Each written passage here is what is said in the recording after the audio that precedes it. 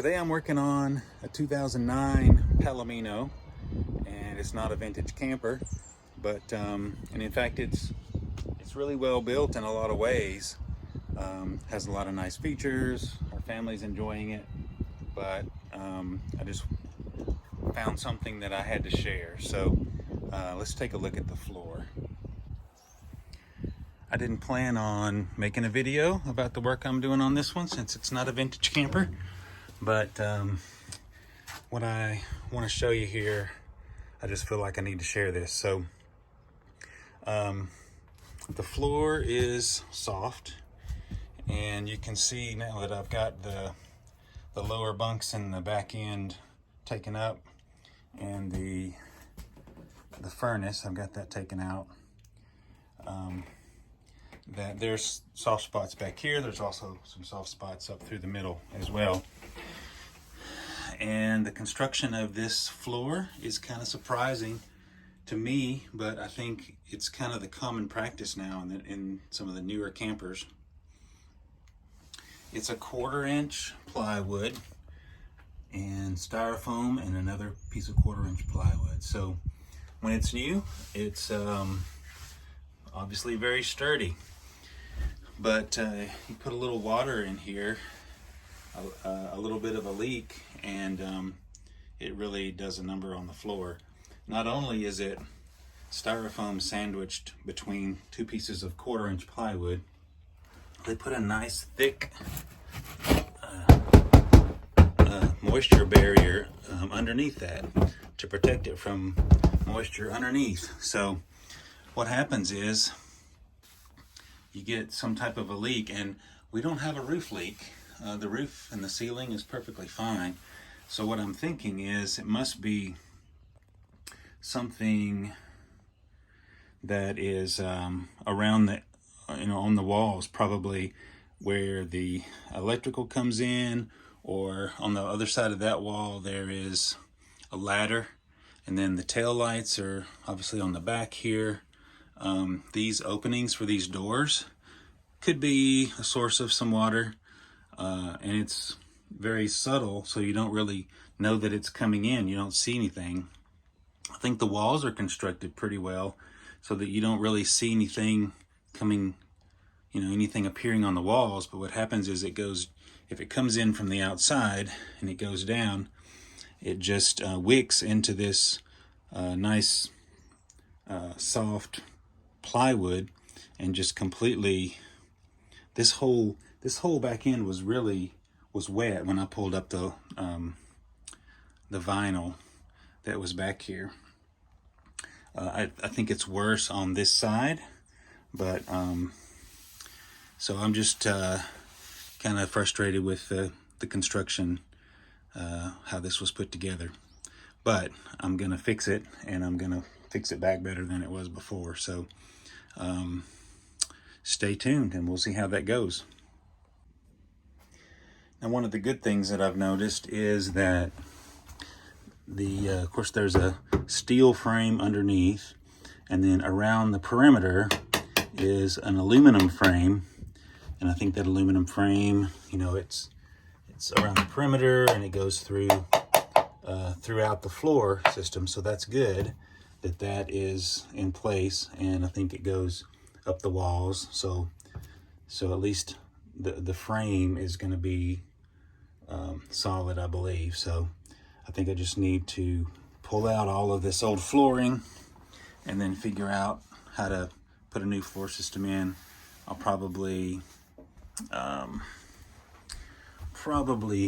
cut some maybe 2x2s, something this size, and screw into this aluminum all the way around, and just make a good place to lay some flooring on top. I might go back with at least a 1/2 inch of plywood, and I'm gonna paint it. I'm gonna paint everything at least to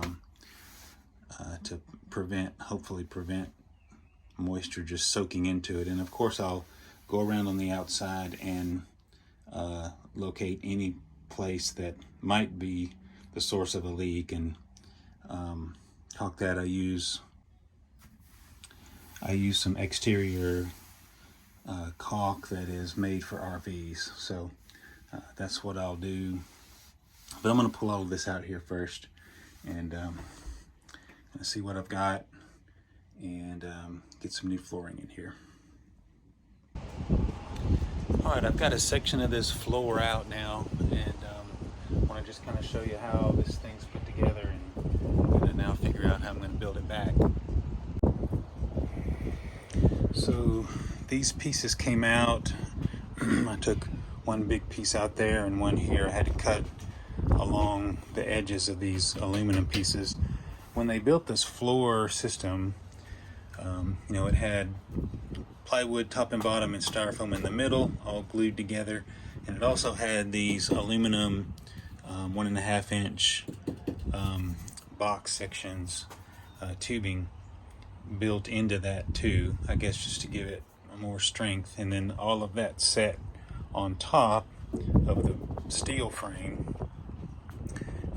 So got to figure out how to build this back up so that it's sturdy all across, because I think the sturdiness of the floor system being one giant piece when it was new was enough, and it's all glued together, was enough to just sit on here and be sturdy enough. But now I've got it all cut into smaller sections, so I'm going to have to figure out how to build that back up, and I want to keep it the same height, so it's going to be like a 1/4 inch taller than this aluminum tubing is.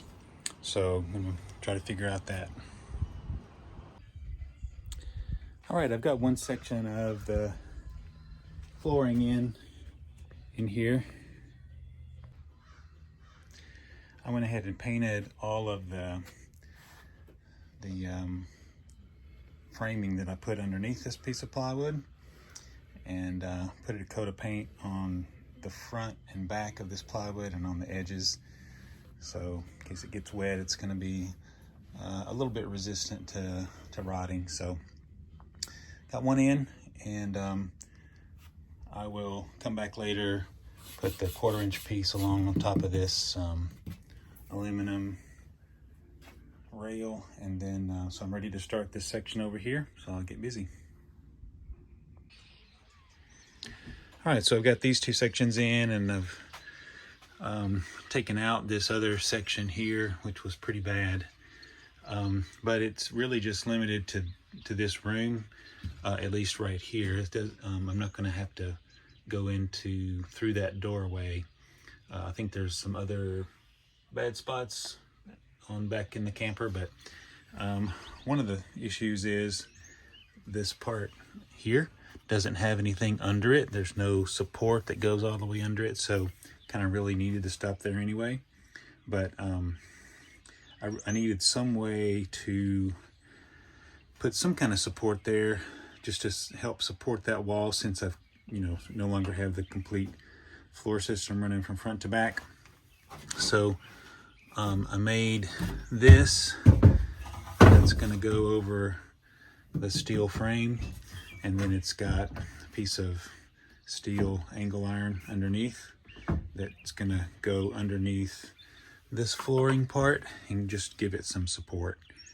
It's actually pretty sturdy as it is, surprisingly, but I'm going to go ahead and put this in, and then I will continue to build out the framing in here after I get that done. All right, well, I just about got the subfloor finished here in the back bunk room, and got everything painted front and back and edges and put down. I'm probably going to have to get some floor leveling compound, fill in a few cracks here and there, make sure everything's level. I'm not sure exactly what kind of flooring I'm going to put down.